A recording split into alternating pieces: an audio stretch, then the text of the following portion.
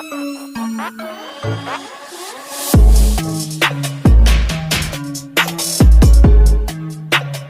what we have here.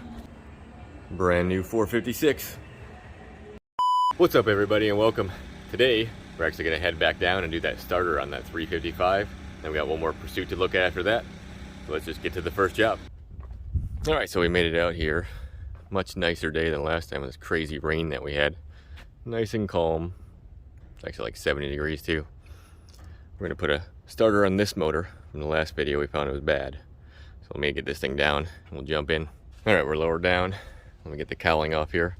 I'll show you step by step what we're doing to change the starter out. I got a new starter here.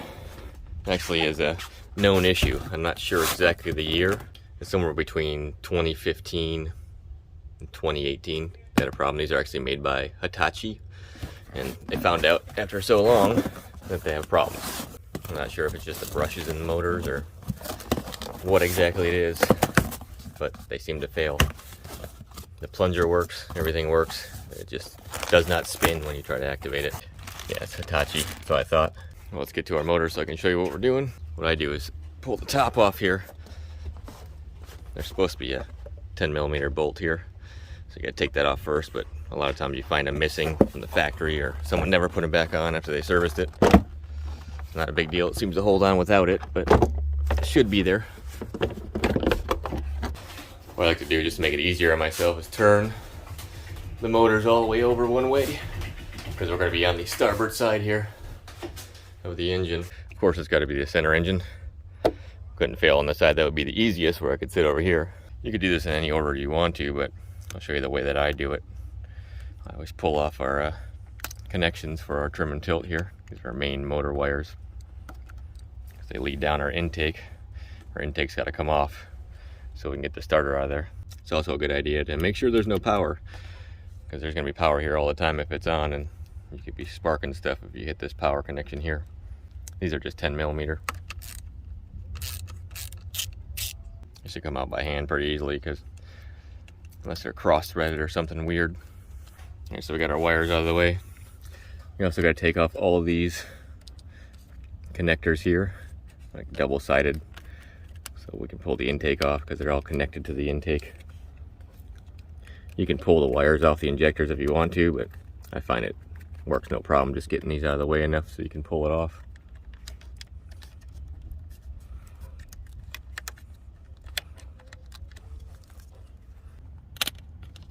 You're being difficult, dummy.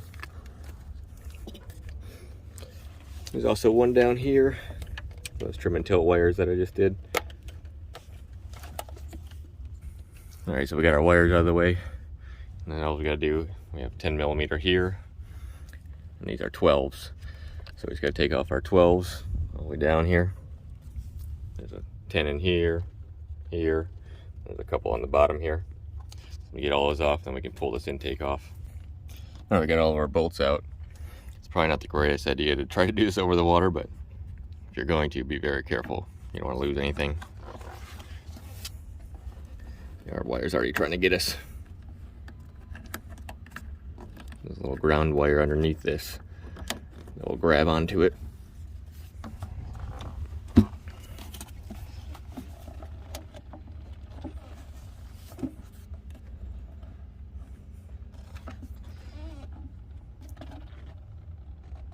There's also a bolt in that hole there. I don't want it to fall out. Just set that aside for now. We have our scene inside of the intake here. It's inside the head. Can't really see it, but that's the valve. You can kind of see it. It's pretty clean. You always have a little bit of oil from a blow-by. These things will suck oil down these tubes here and go right into your intake, which is your intake passage here. So now we can see the starter. We're still blocked by this, but that's not a big deal. You can put a wrench here to get this one off. Same with these 12mm. I usually take this off. We also have to take off a Phillips screw here. Another reason why you want to turn your power off, because our main power is right there. That always has power to it, so if you ground that, you're sparking. Alright, so let's get our screw off there first. It's actually just our signal wire from the computer. That's what tells the starter to activate. You could obviously test your relays and stuff in here, but I've done enough of these starters to know that when they click and they ain't moving, they're failed. Just because there was an error of these, and this falls in, I think it's an 18, the motor. It was right in line with when there was problems with them. You don't need too many tools here. Looks like about 12 millimeter and 10. Let's get our main power connection off here. All right, I'll just set this stuff aside. Our main power wire is clipped onto this, and it's in the way of the starter when I try to sneak it past this. So I always take it and move it out of my way and re-clip it back in there. Once it come out of there. Yeah, they're just snap connections here, so not too difficult to get out of the way. All right, so now our starter is unhooked. I'm gonna pull this, because then I can bend this plastic enough that the starter will slide out of there. All right, so we got that out of the way. Now we can bend this enough to get it past it. Plus that wire's out of the way. So now we just have our 12 millimeters to get out of here. There's 3 of them. I'm gonna use a wrench on the bottom because you can't squeeze it in there. I don't know if you've ever seen this before, but you can take another wrench and put it on your wrench through here to give you extra torque. This is a smaller wrench, being it's 12 millimeters, so you don't got much torque to pull on it. This makes it much easier to loosen. Plus I'm holding the camera. I'm doing everything with one hand here, which I don't recommend. I might have a little bit of experience working on boats. This one also is going to stick in here because it's in the way of our intake here. It's a little difficult to try to slide out of there, but you can, once you get the starter out, see it's stuck. Once you get the other ones off, you can pull it off of there.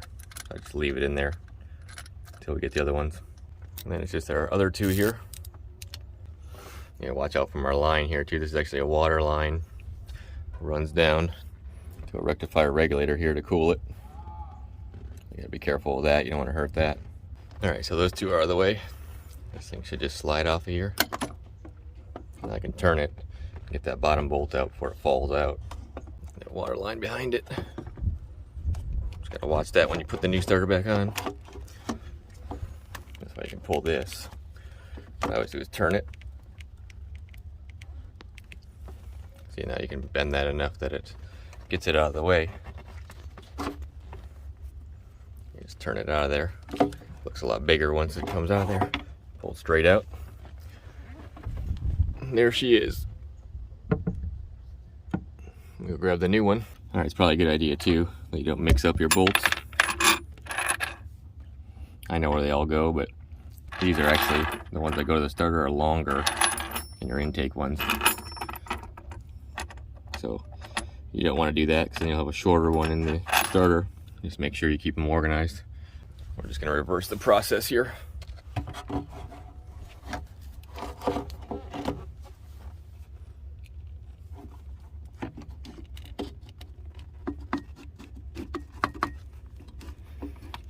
Go slide that in there, turn this. I can put that bottom one in.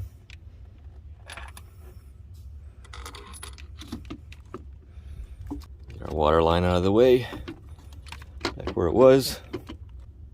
All right, she's in place. I'm just gonna hand tighten these down first. The starter will stay in its spot all by itself because it's got sleeves where the screws go, so you can't misalign it. Pretty important that it lines up where it's supposed to. Let's get these hand tight and then we'll tighten them down good.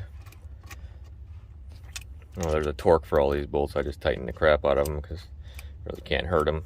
Just stretch the bolts a little bit. Shouldn't have to come off again. It's only this run. After this, you rarely see these starters ever fail. And we'll tighten the bottom one up first here.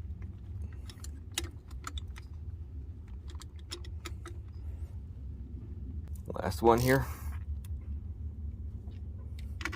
Double check this one.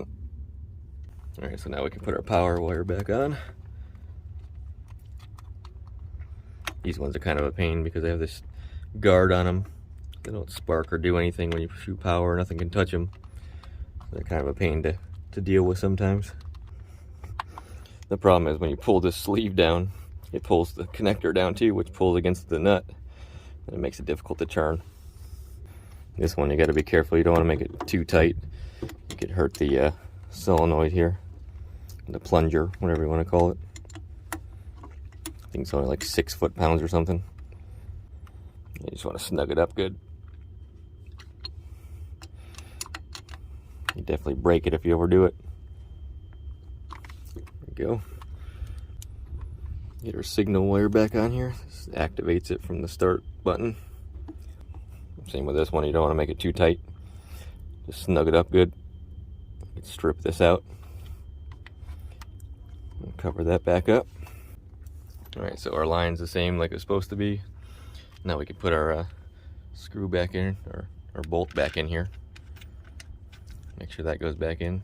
Holds this whole relay assembly where your fuses and everything are at. It's part of it. Alright, now we can put our wire back in its hole there. It's out of our way. Now the fun part is the intake. You could check it right now and make sure it's going to crank the motor. It would probably actually start, but I'm pretty confident that our starter is bad, so I'm going to put the intake on before we try to start it. And there's the bolt that was left in there. Let that fall out. One thing you got to watch out for, these gaskets will sometimes move on you. Just make sure your intake gasket and both good.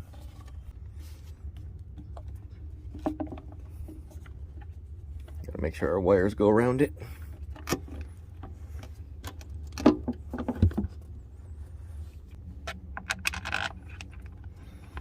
I always put all the bolts in loosely first and then snug them all up. If you tighten one, then it might be misaligned, being this is all plastic. That hole's the one that fell out on us. It's hard to get that one out of there. Always just let it fall out, but you gotta make sure it don't fall in the water. If you're working over the water like I am. Going by our fuel line. That's the reason why I use that 10mm swivel, is to get by this one right here. I don't like to bend this fuel line too much if we don't have to. These are all 12. We'll get the rest of these in. It's not too difficult of a job. Just got to be careful with your wiring and stuff. All right, let me snug all these up. All right, got all our bolts back in here. Now we put our wires back on. Back in their holders here. What's funny is I am not left-handed. I cannot write with my left hand, but I can use it just fine when I'm working on stuff, funny enough. All right, so they're all in place. This one here is one, but we're gonna put that's for our trim and tilt wires. They follow up this little channel right here. Put those on last. You gotta make sure that this doesn't get pushed down here when you tighten it or over, because it's got a little protector piece that goes over this. You also want to be careful with these. They don't need to be super, super tight. You can break this relay. The little covers here snap over. And our wires just go down the channel. And our last holder, and we can start this thing and see if it'll actually start this time.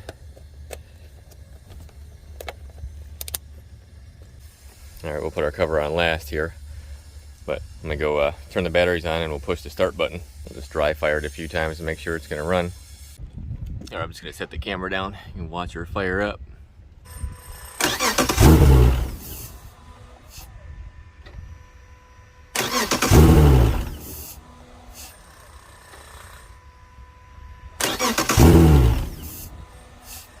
Alright, success. You can put the covers back on here, put it back on the lift, and we've got one more pursuit to take a look at. So I'll see you there. Hey, we made it. So this is a 385. I've actually had this boat in one of my videos before. We're only doing one thing to it. I'll show when we jump on.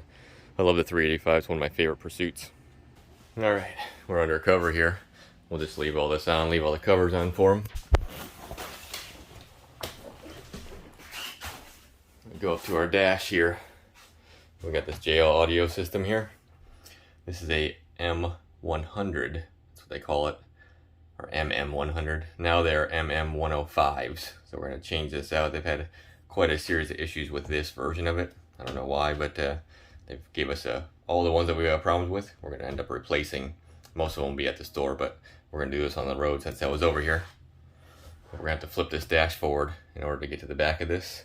And this flush mount piece right here It's gonna have to come off so we can get this out of here because it back mounts.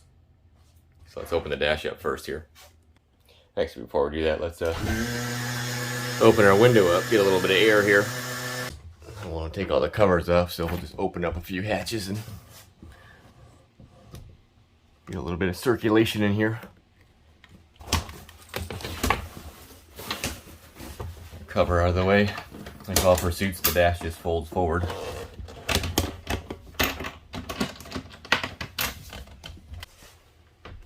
Tilt our wheel up. Ooh, missing one. Might help. Make sure there's not one on this side. Nope.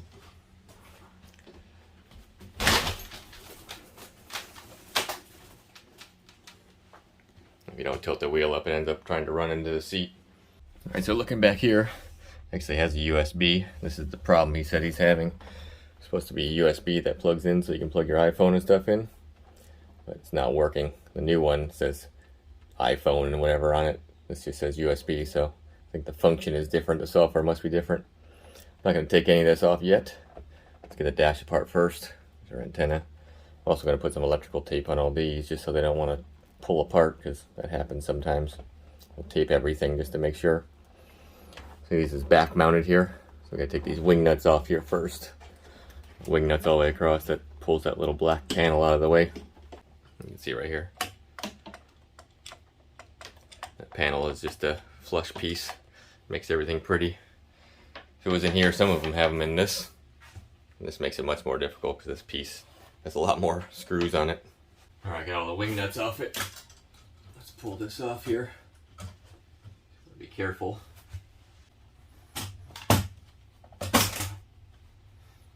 There we go. Alright, so all we gotta do is unscrew these when they're through bolted. Let me go get some tools. We'll get this undone.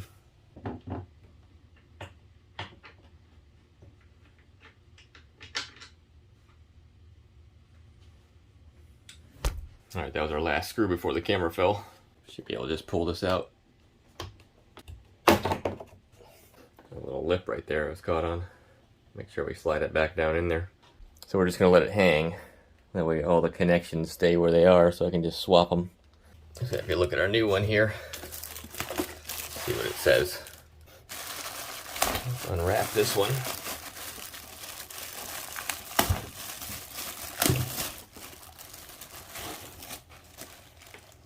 Yeah, it's the MM105 now.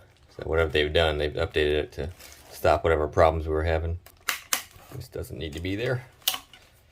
And we mount this one up.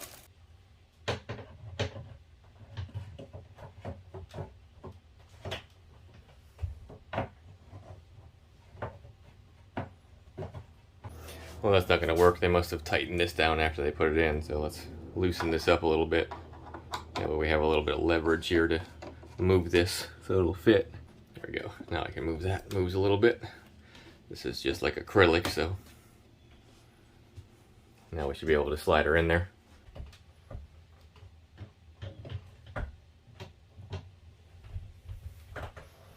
Here we go.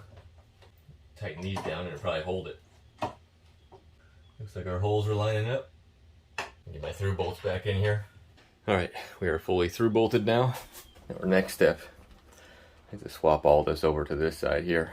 So we'll just start with the whatever's on top and kind of work our way up so it looks pretty much the same. USB. There's USB 2 on this one. iPhone, iPod, USB 1. So this is the one we want to connect to.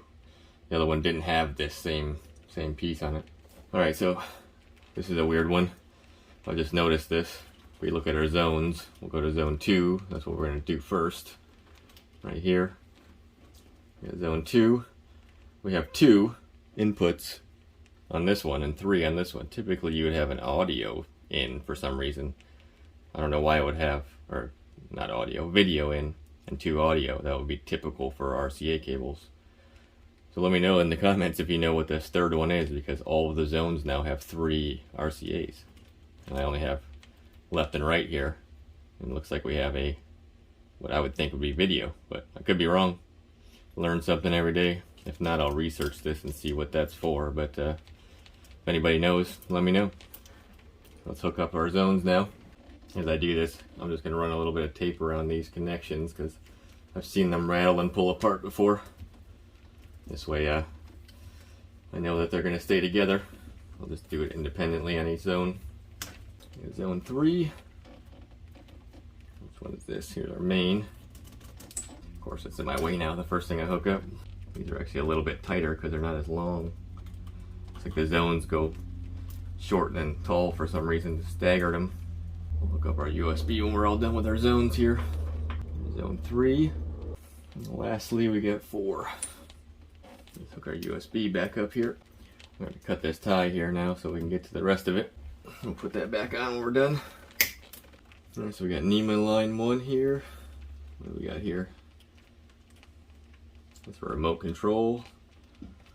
And probably Sirius right here. Yep, Sirius. And our power.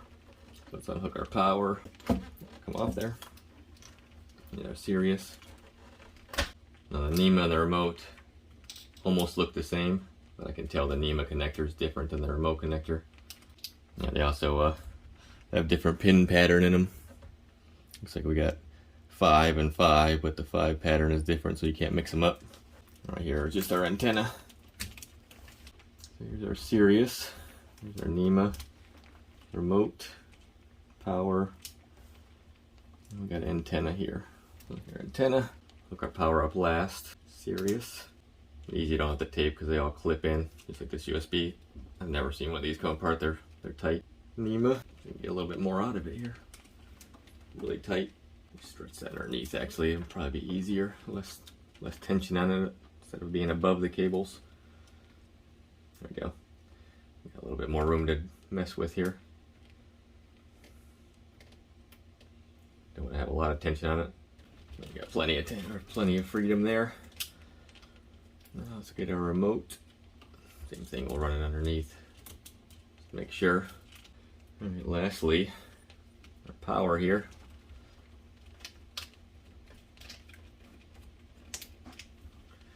And there we go. We're all hooked up. Gotta get a tie for this. Tie this stuff back up. But let's see if it works first. Alright, let's see if it works. Alright, let's check our zones. Should be the cabin. Yeah, I can hear it down there. This should be our front zone here on top. Yep. Our third will be our rear, which will be these ones back here. Yep. And our fourth should be our subwoofer here. Yeah, it's down in here. Pursuit puts good stereos in their boats for sure. Big amp, everything. Alright, let me go grab a zip tie. We can tie that back up. And then we gotta put our faceplate back on here. Alright, let's get a tie on here.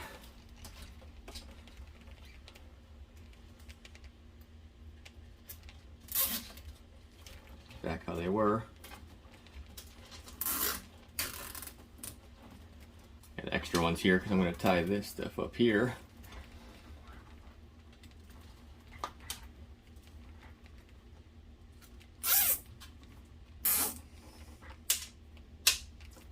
And these ones here will tie up. And we got nothing flopping around in here.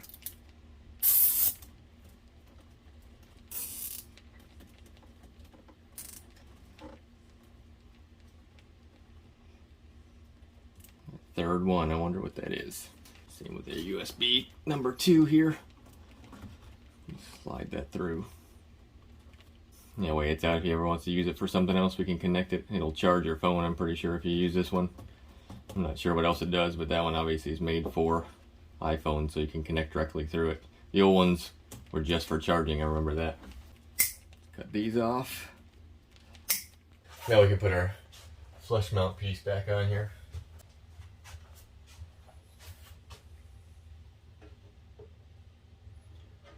Tuck it up underneath this first, it looks like. A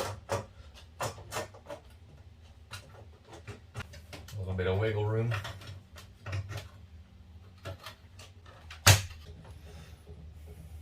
Alright, now I can screw it into the back. It's got these long studs here, a lock washer and a wing nut. You don't want to be too tight on these because it'll break them out of that piece. Alright, I got them all tight except for this one. The last one here. We'll do one more double check with the radio. That's pretty cool. Actually, this blue color is not normal for the inside of the boat at all. The guy had the whole boat painted this blue color, and the dash is custom. Pretty nice. Make sure we got nothing in the way. We'll fold our console back down here.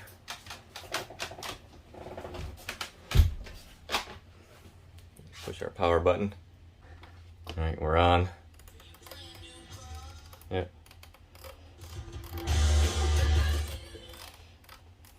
Alright.